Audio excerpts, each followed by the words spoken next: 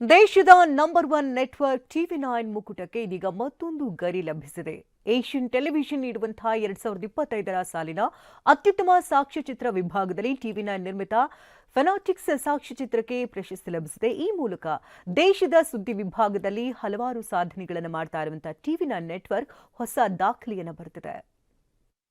Stars are very highly idolized in the South. Their fan base is very different.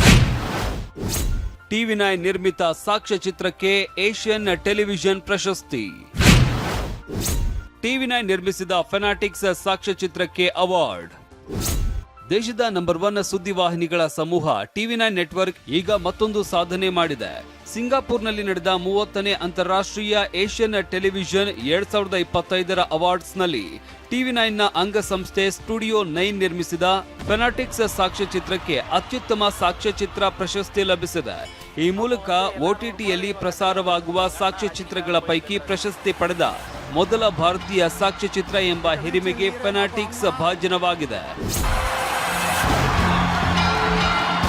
ಟಿವಿ9ಗೆ ಲಭಿಸಿದ ಈ ಪ್ರಶಸ್ತಿಯ ಬಗ್ಗೆ ಟಿವಿ9 network CEO Barun Das ಅವರು ಸಂತಸ ವ್ಯಕ್ತಪಡಿಸಿದ್ದಾರೆ. Revenues will come only depending upon your stardom. The craze goes to the extent of treating them as gods. ಇನ್ನು ಈ ಸಾಕ್ಷ್ಯಚಿತ್ರ ಚಲನಚಿತ್ರ ನಟರು ಮತ್ತು ಅವರ ಅಂಧಾಭಿಮಾನಿಗಳ ನಡುವೆ ನಡೆಯುವ ಸ್ಟಾರ್ ವಾರ್ ಬಗ್ಗೆನೂ ತೆರೆದಿಡುತ್ತೆ. ಈ ಬಗ್ಗೆ ಪ್ರತಿಕ್ರಿಯಿಸಿರುವ ಸ್ಟುಡಿಯೋ 9 ಮುಖ್ಯಸ್ಥೆ ಅರ್ಪಿತಾ ಚಟರ್ಜಿ, ಕಾಲ್ಪನಿಕ ಕಥೆಯಲ್ಲದ ವಾಸ್ತವಿಕ ವಿಷಯಗಳನ್ನ ಒಳಗೊಂಡ ಸಾಕ್ಷ್ಯಚಿತ್ರಕ್ಕೆ ಪ್ರಶಸ್ತಿ ಲಭಿಸಿರುವುದು ನಮ್ಮಲ್ಲಿ ಉತ್ಸಾಹ ಮೂಡಿಸಿದೆ ಅಂತ ಹೇಳಿದ್ದಾರೆ. ಇನ್ನು ಅಂತಾರಾಷ್ಟ್ರೀಯ ಮಟ್ಟದಲ್ಲಿ ನಡೆದ ಈ ಪ್ರಶಸ್ತಿಗಳ ವಿಭಾಗದಲ್ಲಿ ಇತರ 6 ಅಂತಾರಾಷ್ಟ್ರೀಯ ಸ್ಪರ್ಧಿಗಳನ್ನ ಹಿಂದಿಕ್ಕಿ ಪ್ರಶಸ್ತಿ ಗಳಿಸಿದೆ. ಅಂದ ಹಾಗೆ ಟಿವಿ9 ನಿರ್ಮಿತ ಈ ಫೆನಾಟಿಕ್ಸ್ ಈಗ ಡಾಕುಬೇನ್ OTTಯಲ್ಲಿ ಲೈವ್ ಸ್ಟ್ರೀಮ್ ಆಗ್ತಾ ಇದ್ದು ಭಾರಿ ಜನಮನ್ನಣೆ ಗಳಿಸಿರುವುದು ಕೂಡ ವಿಶೇಷ.